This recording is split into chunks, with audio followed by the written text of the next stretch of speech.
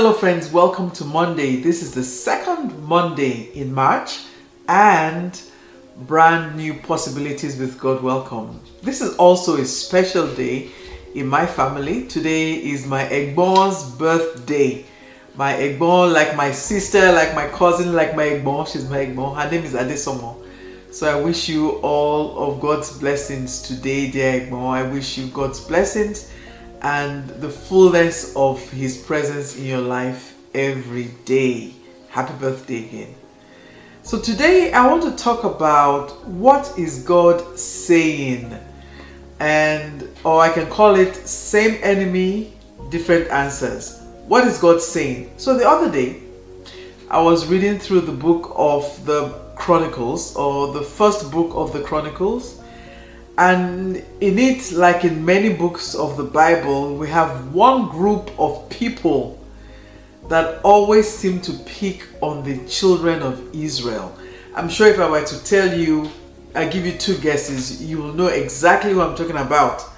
The Philistines, yes, they bothered David, they bothered many of them, and they are throughout the book some of the books of the Bible. You find the Philistines mentioned. Is similar to the sin, as Paul says, the sin that so easily besets us. But anyway, back to the Chronicles. So David had to face them in 1 Chronicles 14:8. Read with me.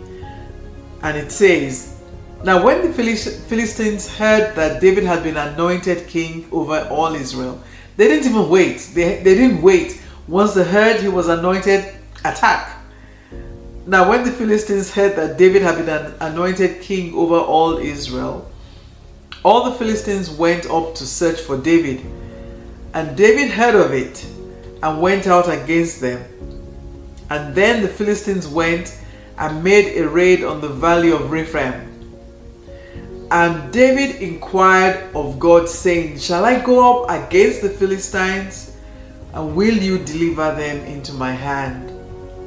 And the Lord said to him, 'Go up, for I will deliver them into your hand.'" So the Bible says in verse 11, "So they went up to Baal Perazim, and David defeated them there."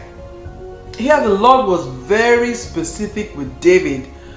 Go up, I've given you victory. Victory is yours. You're going to defeat them. Very easy. But did the Philistines give up? No. Here they come in verse 13. "Then the Philistines once again made a raid on the valley." Remember what I said? Same problem, different answers. "Then the Philistines again made a raid on the valley. Therefore David inquired again of God and said to him, God said to him, "You shall not go up after them. Circle around them and come up on them in the front of the mulberry trees. And it shall be when you hear the sound of the marching on the top of the mulberry trees, then you shall go out to battle. For God has gone out before you to strike the camp of the Philistines." So David did as God had commanded him and drove back the army of the Philistines from Gibeon as far as Gezer. Then the fame of David went out in all the lands, and the Lord brought the fear of him upon all nations. So this one thing I realized, David did not assume what God had told him earlier. Yes, God told David, very clear, go up, fight, you'll win. But what was God saying? Saying is present continuous. So you have a problem and God tells you this is the answer. And if the problem crops up again, please don't make assumptions that it's the same answer. You have to go back to God and say, "Hey, this is a problem. How can I answer it?" Joshua showed us that we cannot just depend on the same answers all the time. That's how they lost the Ark of the Covenant. If you read it in the book of Second Samuel. So carrying over this into our daily lives, the same enemy, different answers. The same problem, different answer. So when you go into the world today, make no assumptions.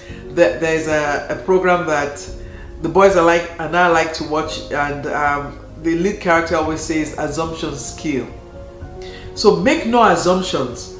Always go back and find out what God is saying today about the problem. What God is saying, present, continuous, about your issues, about your problem, about your situations, even if it is the same that has happened in the past. God's instruction for today might be quite different from God's instructions from yesterday.